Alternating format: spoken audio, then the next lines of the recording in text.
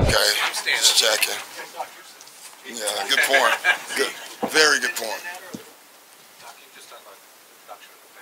Yeah.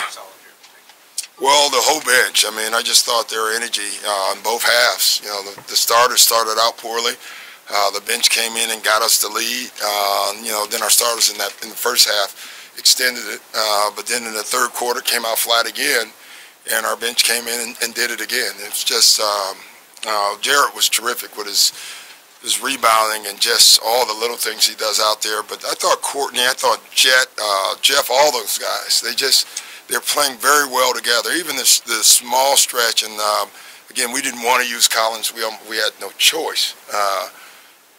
Even he came in and did terrific for us. So that's nice when you can have a night where your starters aren't great and your bench wins the game for you. Is this kind of what you envision from this second year, the way they're playing? Like yeah, you know, I don't know what I envisioned. I just knew we have a lot of guys that I think can play.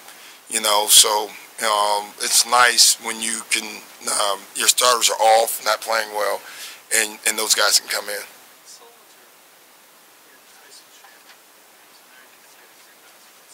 Yeah.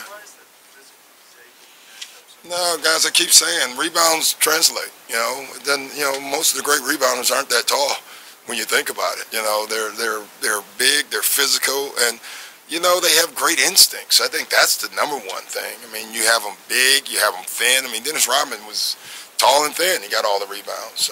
You know, just think about the list of great rebounders. They just have a knack for the ball, and they have great hands, every single one of them. Obviously Jared was getting some of those rookie calls for the longest period of time. Can you kind of play your way out of some of those calls if you can be consistently effective the way he's been? If that's what you say, I don't know. Well, I don't know. I think you should make that comment. I just think the better he plays and the more he plays, the more everyone will see how he plays. Are you getting the sense that officials are starting to get used to him? No, I'm not getting in the whole official things. I'm going to let you guys do all that stuff. Well, the So. charge that he drew against Tyson Chandler, I'm not sure if we got that call. Well, you should always get a charge. You know what I mean? Jason Collins didn't get one tonight. He's been in the league forever. So you should always get a charge. You know, that's the one call that gets me upset anytime because I'm begging our guys to take them. And when they don't get them, it upsets the coach sometimes. You just talked about the 7. Yeah. Yeah, it's a good night. You know, he got some dunks and looked good. And, you know, who would have thought it a year ago? So it's really, I mean, the doctors and all that, but it's really a testament to Jeff in general. The fact that he worked himself into the condition that he did. I mean, there had to be some kind of fear somewhere, you know, because to work yourself in condition, you have to use that muscle. So it's just really cool that he's playing, and he's playing well for us.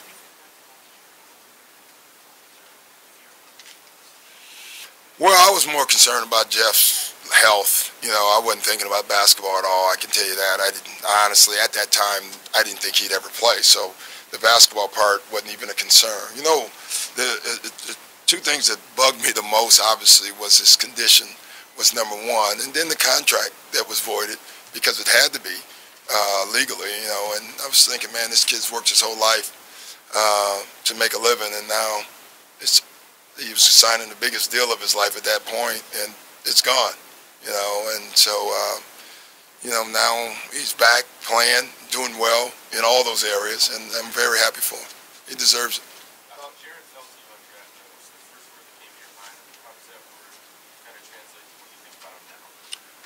Fortunate, lucky. Nice, you know, I've seen him play, like I told you guys, since he was a sophomore in high school. He played against Austin. It was like Ohio Red. I know the name of his AAU team. Played each one, teach one, in at least 6 different national title games in AAU. And I was, you know, sitting there watching all of them. I think Jared won all 6, too, because I think in one of those games he had like 27 rebounds. I mean, it was crazy watching him. I was upset at all of my son's bigs, because I actually said, how can that fat, slow guy get all these rebounds? There's no way. And now I realize he's not slow, and he's actually not fat. He's round.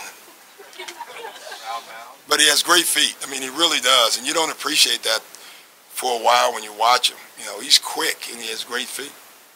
Earlier this season, when Jeff was going baseline, he tended to get trapped and double teamed a lot, but sometimes you see him get to the rim a lot easier. Do you see an improvement in his dribble vision? Yeah, and then, you know, we did a couple of them were back cuts, you know, because they're so fearful of him going right where he gets to his right.